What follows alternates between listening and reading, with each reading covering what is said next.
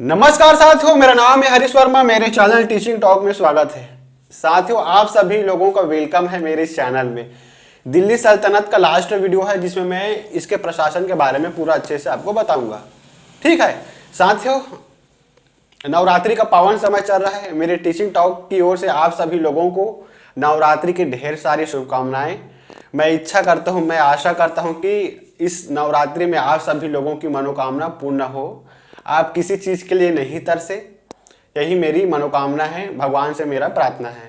ठीक है, तो साथियों हम अच्छे से पढ़ते हैं सल्तनत काल के बारे में। तो दरअसल ये सल्तनत काल का प्रशासन के बारे में मैं इसमें पढ़ाऊंगा। इनके साहित्यकार कौन थे, इस काल में साहित्यकार कौन कौन थे, उन्होंने कौन कौन से साहित्य की रचना करी। कला के क्षेत्र में हम देखेंगे, स्थापत्य के क्षेत्र में देखेंगे। एक प्रकार से साथियों ये रिवीजन पार्ट है दिल्ली सल्तनत का, क्योंकि मैं जब राजवंशों को पढ़ा रहा था ना, दिल्ली सल्तनत के पूरे राजवंश को पढ़ाया हूं, तो उसमें मैं सभी शासकों के बारे में, सभी सुल्तानों के बारे में अच्छे से बताया था। तो उसी बीच में मैंने उन्होंने क्या क्या काम किया था, उन सुल्तानों ने, राजाओं ने, प्रशासन के क्षेत्र में, कला के क्षेत्र में, स्थापत्य के क्षेत्र में। ठीक है, तो उसको मैं पहले बता चुका था, पहले ही बता चुका था। दरअसल ये एक प्रकार से रिवीजन सेक्शन होगा। ठीक है, मेरी कोशिश रहेगी कि आप लोगों को बहुत ज़्यादा अच्छे से समझ में आ जाए। ठीक है, मैं ऐसे एक भी चांस नहीं लूंगा जिससे आपको याददाश्त में कमजोरी आए, आप भूल जाए। तो एक प्रकार से मैंने एक प्रशासनिक तौर पर स्थापत्य के क्षेत्र में, कला के क्षेत्र में आपको बनाने के लिए, आपको पढ़ाने के लिए दरअसल ये वीडियो बना रहा हूँ। दरअसल ये रिवीजन सेक्शन भी होगा मेरी ओर से। ठीक है, तो हम पढ़ेंगे सबसे पहले प्रशासन के बारे में। साथियों, दिल्ली सल्तनत का दरअसल 1206 से 1256 के बीच में हमारे भारत देश में राज किए थे, शासन किए थे। ठीक है, तो प्रशासन का मतलब मैं पहले ही बता चुका हूं। सबसे पहले शब्द का अर्थ आपको जानना चाहिए, उसके बाद ऑटोमेटिक आपको क्रम वाइज याद होता जाएगा। प्रशासन दरअसल दो शब्दों से मिलकर बना है साथियों, प्र प्लस शासन। प्र का मतलब होता है उत्कृष्ट तरीके से, शासन का मतलब होता है देखभाल करना। ठीक है, उत्कृष्ट तरीके से देखभाल करना ही प्रशासन है। अब किसकी उत्कृष्ट तरीके से अच्छे से देखभाल होगी प्रशासन के अंतर्गत, तो आएगा आंसर में वहां की जनताओं का, लोकल लोगों का स्थानीय तरीके से, बेहतरीन तरीके से ही उनके हितों की पूर्ति करना, देखभाल करना, उनको अच्छे से ट्रीट करना ही दरअसल प्रशासन है। ठीक है, तो दिल्ली सल्तनत में ना दो प्रकार का प्रशासन था। एक केंद्रीय स्तर पर था, एक होता है प्रांतीय स्तर पर, जिसे हम राज्य स्तर भी कह सकते हैं। ठीक है, तो केंद्रीय स्तर के मुखिया को सुल्तान कहते थे। ठीक है, और प्रांतीय राज्य स्तर के मुखिया को इक्तेदार कहते थे। ठीक है, तो साथियों इक्तेदार के अंतर्गत ना तीन और छोटे छोटे प्रशासन थे। सील, जिसके मुखिया को सीलदार कहते थे। ठीक है, परगना, जिसके मुखिया को आमिल कहते थे। गांव, जो निम्न स्तर का प्रशासन होता है, आज भी गांव निम्न स्तर का प्रशासन होता है, तो उसके मुखिया को दिल्ली सल्तनत काल में चौधरी कहते थे। आई बात समझ में साथियों। अब मैं पढ़ाऊंगा केंद्रीय सुल्तान के बारे में। दरअसल ये दिल्ली सल्तनत काल का ये मंत्रिमंडल है। ठीक है, तो जो कुछ प्रमुख मंत्रिमंडल था ना, मैं उसके बारे में पढ़ाऊंगा। ठीक है, इन मंत्रिमंडल के मंत्री को उस समय सुल्तान कहते थे, क्योंकि उन लोगों ने उस समय सुल्तान की उपाधि धारण की थी। आई बात समझ में। तो साथियों सबसे महत्वपूर्ण पद और सबसे बड़ा पद वजीर था। ठीक है, वजीर दरअसल आज के प्रधानमंत्री की तरह ही था। जिस प्रकार से वर्तमान प्रधानमंत्री नरेंद्र मोदी जी पूरे मंत्री का प्रधान है, मुख्य है, ठीक उसी प्रकार से जितने भी मंत्री थे, जितने भी सुल्तान थे ना, उनमें से सबसे प्रमुख जो मंत्री था उसका नाम था वजीर। आई बात समझ में। तो वजीर दरअसल एक प्रधानमंत्री का पद था दिल्ली सल्तनत काल का। साथियों दीवान ए आरिज, दीवान ए आरिज के अंतर्गत साथियों सैन्य विभाग काम करता था। सैन्य विभाग तीन प्रकार का था, गज सेना, अश्वरोही मतलब घोड़ा सेना, गज मतलब घोड़ा का सेना, एक पैदल सेना। तो तीनों सेनाओं का एक विभाग था दीवान ए आरिज। आई बात समझ में। साथियों विदेशी विभाग का प्रमुख था दीवान ए रसाल। ठीक है, दीवान ए रसाल विदेशी विभाग, कूटनीतिक संबंधों को स्थापित करने के लिए, नया आयाम देने के लिए, दूसरे देशों से संबंध स्थापित करने के लिए दीवान ए रसाल नामक एक मंत्री था। आई बात समझ में। न्याय विभाग, तो न्याय विभाग का मंत्री कौन था साथियों? दीवान ए कजा। आई बात समझ में। मैं इस जो 6 प्रकार का मंत्री है ना, उसको मैं ट्रिक के माध्यम से इससे संबंध बताऊंगा इस विभाग के बारे में, ठीक है। तो आपको और अच्छे से समझ में आएगा। साथियों, डाक विभाग के मंत्री को दीवान ए इंसा कहते थे। आई बात समझ में। उसी प्रकार से साथियों, धर्म विभाग के मुखिया को सदउल सुदूर कहते थे। अब ये ट्रिक के माध्यम से कैसे याद होगा, जैसे मैंने याद किया हूं उसी प्रकार से मैं आपको अच्छे से बताऊंगा, ठीक है। एक कॉन्सेप्ट के अनुसार ट्रिक है, आप भूलेंगे नहीं। जैसे कि जैसे मैं नीचे से ऊपर जा रहा हूं ना, धर्म विभाग, ठीक है, का मुख्य कौन है, मंत्री कौन है, तो नाम आएगा सद उल सुदूर। तो आप इसमें ट्रिक से आप याद करिए, इस चीज को पकड़िए आप, सुदूर को और धर्म को आप पकड़िए, ठीक है। जिस प्रकार से इस कलयुग के युग में हम जैसे लौकिक लोगों के लिए धर्म से हम दूर जा रहे हैं ना, ठीक है, इस कलयुग में हम लगातार भौतिकता की ओर आगे बढ़ रहे हैं और धर्म की ओर, धर्म से दूर जा रहे हैं ना, तो आप उसी कॉन्टेक्ट को पकड़िए कि धर्म से दूर हम लोग जा रहे हैं इस भौतिक युग में, इस कलयुग में। आई बात समझ में, अच्छे से आपको याद हुआ होगा, ठीक है। डाक विभाग, इसको पढ़िए। सबसे पहला अक्षर क्या है, डा को पकड़िए। अब लास्ट के अक्षर दीवान ए इंसा को पकड़िए। तो इंसा कौन लोग बोलते हैं, मुसलमान लोग बोलते हैं ना, इंसा अल्लाह, ठीक है। तो उस चीज को पकड़िए आप, इंसा को पकड़िए। तो उस चीज को पकड़िए कि देखो, दीवान ए इंसा, इंसा अल्लाह, डाक विभाग की स्थापना होगी हमारे क्षेत्र में, इसको आप समझिए, ठीक है। तो इंसा अल्लाह, डाक विभाग की स्थापना होगी हमारे क्षेत्र में। इस ट्रिक को, इस कॉन्सेप्ट को आप पकड़िए। तो अब हम आते हैं न्याय विभाग। तो न्याय विभाग के मंत्री को क्या कहते हैं, दीवान ए कजा। तो हम आम बोलचाल की भाषा में बोलते हैं ना, न्याय कीजिए, न्याय कीजिए। तो यही से पकड़िए, न्याय को पकड़िए और कजा का मतलब, कजा का जगह आप कीजिए बोल दीजिए तो हो गया, खत्म। न्याय कीजिए, ठीक है, न्याय कजा, ठीक है, ठीक है। अब आएगा साथ में विदेश विभाग के मुखिया को दीवान ए रशल कहते हैं, ठीक है। तो जैसे कि सभी को विदेश जाना बहुत पसंद है, अमेरिका, यूनाइटेड किंगडम, पाकिस्तान तो कोई जाता ही नहीं है, ठीक है, सऊदी अरब, दुबई सब जाते हैं ना। तो विदेश में जाने के लिए जो मजा आता है, मजा को हिंदी में क्या कहते हैं, रस आता है, रस, ठीक है। तो विदेश जाने में रस आता है, आनंद की अनुभूति होती है।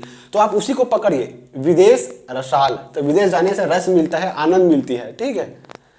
सैन्य विभाग, तो सैन्य विभाग के मुखिया को क्या कहते हैं, दीवान ए आरिज। तो आम बोलचाल की भाषा में साधारण क्या बोलते हैं, सैन्य।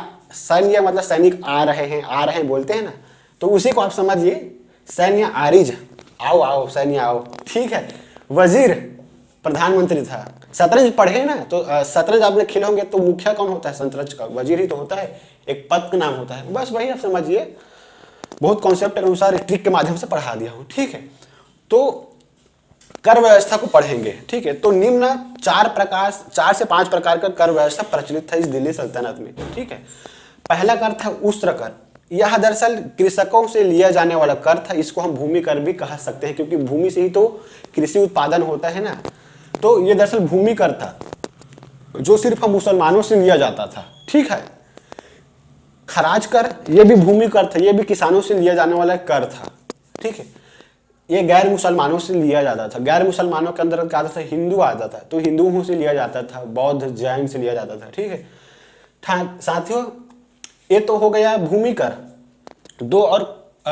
एक और कर लगता था धार्मिक कर, ठीक है। तो एक था जजिया कर, धार्मिक कर, जो गैर मुसलमानों से लिया जाता था, हिंदुओं से लिया जाता था। एक होता है साथियों जकात कर, जो मुसलमानों से लिया जाता था, ठीक है। अब होता है साथियों खम्स कर। तो खम्स कर दरअसल क्या होता है, जब युद्ध होता था ना, दिल्ली सल्तनत के सैनिक जब युद्ध करके कोई चीज को लूट कर लाते थे, ठीक है, तो उसका लूटा हुआ धन का 1/5 भाग, 1/5 भाग राजा को दिया जाता था। उसी वही है खम्स। आई बात समझ में। साथियों, अब हम सैनिक संगठन के बारे में पढ़ेंगे। मतलब दिल्ली सल्तनत का जो पद क्रम होता है ना, हायरार्की, उसी को हम देखेंगे। जिस प्रकार से आप देखेंगे कि आरक्षक होता है ना, पुलिस विभाग में आरक्षक होता है, आरक्षक के मुखिया को क्या बोलते हैं, एसआई होता है ना, सब इंस्पेक्टर। सब इंस्पेक्टर से क्या होता है, इंस्पेक्टर होता है, थाना इंचार्ज। उसके ऊपर डीएसपी होता है, डीएसपी से ऊपर एएसपी, एएसपी से ऊपर एसपी होता है ना, एसपी से एसएसपी होता है, कमिश्नर होता है। ये होता है नीचे से लेकर ऊपर तक का पद क्रम, ठीक है। सेम इसी प्रकार से सेना में हम देख सकते हैं दिल्ली सल्तनत काल में, ठीक है। तो सेना का संगठन व पदों का विभाजन साथियों दशमलव पद्धति पर आधारित था। चंगेज खान के दशमलव पद्धति पर आधारित था। दशमलव का मतलब होता है 10, ठीक है। तो हर एक 10 सैनिकों के अंडर में एक मुखिया होता था, ठीक है। कैसे, मैं आपको बताऊंगा। एक 10 अश्वरोही मतलब घोड़, अश्व मतलब होता है घोड़ा, अश्व दरअसल संस्कृत शब्द है, ठीक है। तो 10 अश्वरोही 10 घुड़सवारों में एक मुखिया कौन होता था, उसका सर एक खेल, ठीक है। तो 10 घुड़सवारों का मुखिया कौन होता था, सर एक खेल, ठीक है। अब 10 सर एक खेल का मुखिया को सिपाह सलार कहते थे, ठीक है। अब 10 सिपाह सलार के मुखिया को अमीर कहते थे, ठीक है। अब 10 अमीर के मुखिया को मलिक कहते थे, ठीक है। अब 10 मलिक के मुखिया को खान कहते थे। तो इससे स्पष्ट होता है कि अश्वरोही सबसे निम्न स्तर का पद था, ठीक है, और खान सबसे उच्च स्तर का पद था। साथियों ये दरअसल ना जो पैदल सेना होता है ना, सॉरी घुड़सवार सेना, ये इसका हायरार्की है दरअसल, ठीक है। तो उस समय दिल्ली सल्तनत काल में 3 सैनिक था, 3 प्रकार का सैनिक, पैदल सेना, गज सेना मतलब घोड़ाओं का सेना, और होता है गज मतलब सॉरी हाथियों का सेना, और अश्वरोही मतलब घोड़ों का सेना। तो ये घोड़े के बारे में आपको हायरार्की पद क्रम बता दिया हूं, ठीक है। साथियों क्वेश्चन दरअसल यही से आता है ना, आप मेंस लिखे होंगे तो कई बार आपको सैन्य संगठन के बारे में पूछे होंगे, तो क्वेश्चन यही से आता है। दरअसल आपको किसी और टीचर के पास जाने की बिल्कुल भी जरूरत नहीं है, मैं आपको अच्छे से बहुत बेहतरीन ढंग से पढ़ा रहा हूँ, ठीक है। साथियों मेरे चैनल को बिल्कुल सब्सक्राइब करना, 65% लोगों ने मेरे चैनल को सब्सक्राइब नहीं किया है, ठीक है। मैं लगातार क्रम वाइज बहुत मेहनत करके रिसर्च करके आपको पढ़ा रहा हूँ। मैं ऐसे पढ़ा रहा हूँ, ऐसे कंटेंट को खोजा हूँ ताकि आपको किसी और यूट्यूब के टीचर या फिर खुद के जो टीचर होता है ना ऑफलाइन का टीचर, उसके पास आपको जाने की जरूरत ही ना पड़े, खासकर इतिहास के लिए। आई बात समझ में? मैं जिस भी सब्जेक्ट को पढ़ाऊंगा आपको डीपली पढ़ाऊंगा, रिसर्च करके पढ़ाऊंगा, कोई चीज छूटे नहीं, ठीक है। साथियों अब हम न्याय व्यवस्था के बारे में पढ़ते हैं। जिस प्रकार से वर्तमान भारत में सुप्रीम कोर्ट ही न्याय व्यवस्था का सबसे बड़ा अंग है, ठीक उसी प्रकार से दिल्ली सल्तनत काल में न्याय व्यवस्था का सर्वोच्च पद सुल्तान के पास ही रहता था, ठीक है। तो सुल्तान न्याय व्यवस्था का मुखिया होता था, लेकिन धर्म के मामले में साथियों उनको सद मतलब मैं आपको बता दिया था ना, जो मुखिया होता था धर्म विभाग के मंत्री सद, और न्याय विभाग के मुखिया काजी से सलाह लेना पड़ता था, ठीक है। तो धर्म से संबंधित न्याय लेने के लिए, निर्णय लेने के लिए इनको मंत्री से सलाह लेना पड़ता था और काजी से सलाह लेना पड़ता था। साथियों दिल्ली सल्तनत काल के शासकों ने अपने अपने समय में दिल्ली सल्तनत को बेहतर बनाने के लिए, ठीक है, स्ट्रॉन्ग करने के लिए, वहाँ के जनताओं के लिए कुछ बेहतर काम किए। उसको हम विभाग के माध्यम से देखेंगे। तो विभाग गठित किया और विभाग के अंतर्गत वहाँ की जनताओं का बेहतर तरीके से विकास हो पाया, तो हम उसको अच्छे से देखेंगे। इस सेक्शन में देखेंगे साथियों विभाग के बारे में, ठीक है। ये हो गया विभाग, ये हो गया किस क्षेत्र में गठित किया गया था इस विभाग को, और उस विभाग को किस शासक ने, किस सुल्तान ने गठित किया था, हम इसको देखेंगे। तो दीवान ए मुस्तखराज, मैं इसको पढ़ा चुका हूँ, एक दरअसल यूजर ही सेक्शन है। दीवान ए मुस्तखराज दरअसल वित्त से संबंधित चीज है, ठीक है। तो इसको ट्रिक मैं आपको बता देता हूँ। खराज मतलब होता है खैरात, खैरात का संबंध किससे है, तो पैसा से संबंध है ना, वित्त। तो खराज शब्द है ना यहाँ पास, तो आएगा वित्त। खराज मतलब होता है वित्त, तो वित्त से संबंधित है, पैसे संबंधित। तो इसको अलाउद्दीन खिलजी ने अपने यहाँ लागू किया था, ठीक है। दीवान ए कोही का संबंध कृषि से होता है, तो कृषि के विकास के लिए दीवान ए कोही की स्थापना मोहम्मद बिन तुगलक ने किया था। ट्रिक कॉन्सेप्ट आप देखिए, कहाँ से कोही और कहाँ से कृषि, तो कोही कृषि, ठीक है। आप ऐसे ट्रिक के माध्यम से याद करेंगे कॉन्सेप्ट पकड़ कर, तो आपको अच्छे से याद होगा, ठीक है।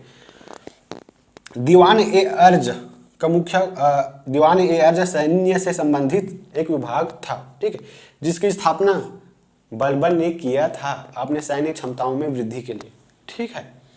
मैंने आपको बताया था साथियों फिरोज शाह तुगलक दास प्रेमी था। इनके यहाँ लगभग सबसे ज्यादा दास था, 1,80,000 तकरीबन, ठीक है। तो उनके देखभाल के लिए इन्होंने दीवान ए बंदकान विभाग की स्थापना की थी, ठीक है। दीवान ए खैरात ये आर्थिक सहायता था जिसके अंतर्गत विधवाओं को, अनाथों को मुफ्त में सहायता दिया जाता था। आई बात समझ में? साथियों अब हम समाज व्यवस्था के बारे में देखेंगे। उस समय साथियों दो धर्म प्रचलित था, चल रहा था, एक हिंदू और मुसलमान। हिंदू धर्म में 4 वर्ण में बटा हुआ लोग थे, ब्राह्मण, क्षत्रिय, वैश्य, शूद्र, ठीक है। और मुसलमानों में भी 2 संप्रदाय था। पहला संप्रदाय शिया, दूसरा होता है सुन्नी। सुन्नी वो है जो मोहम्मद पैगंबर को मानता है, जो कट्टरता से मुसलमान के कुरान को फॉलो करता, वही है दरअसल सुन्नी, ठीक है। तो उस समय 2 और प्रकार के सुल्तान था, लोग 2 प्रकार के मुसलमान थे। पहला है तुर्क सुल्तान जो बाहर से आए थे, और भारतीय मुसलमान। भारतीय मुसलमान वो लोग हैं जिन्होंने तुर्क सुल्तानों ने जबरदस्ती हिंदुओं को कन्वर्ट करके मुसलमान बनाया, वही है भारतीय मुसलमान। आई बात समझ में। अब हम देखेंगे साथियों दिल्ली सल्तनत काल में जितने भी सुल्तान हुए ना, तो उसके दरबार में कोई ना कोई साहित्यकार रहते थे। तो उन साहित्यकारों ने अपने सुल्तानों की प्रशंसा के लिए साहित्य की रचना करी, हम उसको देखेंगे। उसके बाद साथियों स्थापत्य के अंतर्गत हम देखेंगे कि इन सुल्तानों ने कौन कौन से स्थापत्य देखे थे। मैं सबको पढ़ा चुका हूँ, ठीक है, फिर भी आपको रिविजन सेक्शन के रूप में आपको अच्छे से बता रहा हूँ, ठीक है। साथियों एक नाम है, एक साहित्यकार है अली अहमद जी, जिन्होंने चचनामा की रचना करी। आई बात समझ में, इसको सीजीपीएससी में पूछा जा चुका है, ठीक है। अल बरूनी ने किताब उल हिंद की रचना करी, ठीक है। साथियों आपको याद होना चाहिए कि मध्यकालीन भारत से साहित्य के बारे में, स्थापत्य के बारे में, प्रशासन के बारे में 80% प्रश्न आता है, ठीक है। तो सुल्तानों के बारे में मात्र 20% ही प्रश्न पूछा जाता है कंपटीशन एग्जाम में। तो आप फोकस मध्यकालीन में हमेशा यहीं से करना, साहित्य, स्थापत्य, प्रशासन के बारे में, ठीक है। साथियों बर्नी ने 2 रचना करी थी, 2 साहित्य की रचना करी थी, तारीख-ए फिरोज शाही और फतवा-ए जहांदारी, ठीक है। साथियों फिरोज शाह तुगलक ने अपनी आत्मकथा की रचना की। आत्मकथा का मतलब होता है जो व्यक्ति अपने बारे में, स्वयं के बारे में लिखता है उसे ही तो आत्मकथा कहते हैं ना। तो फुतूह-हाते फिरोज शाही की रचना फिरोज शाह तुगलक ने खुद के बारे में लिखा, ठीक है। इब्न बतूता साथियों, इब्न बतूता ने जो मोहम्मद बिन तुगलक के समय आया था, इनकी रचना किताब उल रहला थे, ठीक है। मिनहाज उल सिराज की रचना साथियों मिनहाज उल सराज ने तबकात नासरी की रचना करी, ठीक है। तो जो 7 प्रमुख साहित्यकार है उसको मैं अच्छे से बता दिया हूँ। साथियों कुतुबुद्दीन ऐबक ने स्थापत्य के क्षेत्र में दिल्ली सल्तनत काल में शुरुआत किया था, ठीक है। तो आपको हमेशा याद रहना चाहिए कि जब से मध्यकालीन इतिहास शुरू होता है तब से जितने भी स्थापत्य हो ना, वो सभी हिंदू मंदिर को तोड़कर, जैन मंदिर को तोड़कर, मतलब जितने भी स्थापत्य हुआ है वो सभी तोड़कर ही बनाया गया है। इसको आप पॉइंट कर लीजिए, ठीक है। तो कुतुबुद्दीन ऐबक ने साथियों कुव्वतुल इस्लाम मस्जिद की स्थापना की थी दिल्ली में। साथियों ये भारत का पहला मस्जिद थी, आपको याद रहना चाहिए। 2.5 दिन के झोपड़ा का निर्माण, जो एक मस्जिद है ना, इसको अजमेर में बनवाया गया था, ठीक है। साथ ही कुतुब मीनार जो फेमस स्थापत्य है पूरी दुनिया के लिए, 73 मीटर है, इसको दिल्ली के मेहरौली क्षेत्र में स्थापना किया गया था, ठीक है। साथियों इल्तुतमिश ने सुल्तानगढ़ी का मकबरा बनवाया था अपनी पुत्र के याद में, ठीक है। तो आपको बहुत बेहतरीन तरीके से आपको समझा दिया हूँ। क्वेश्चन यहीं से आता है, दिल्ली सल्तनत से आता है, मेंस में भी बहुत सारा प्रश्न पूछा जा चुका है। तो साथियों मुझे इजाज़त दीजिए, अगले वीडियो के लिए आप वेट कीजिए। मेरे चैनल को सब्सक्राइब करना, लाइक करना और शेयर करना साथियों।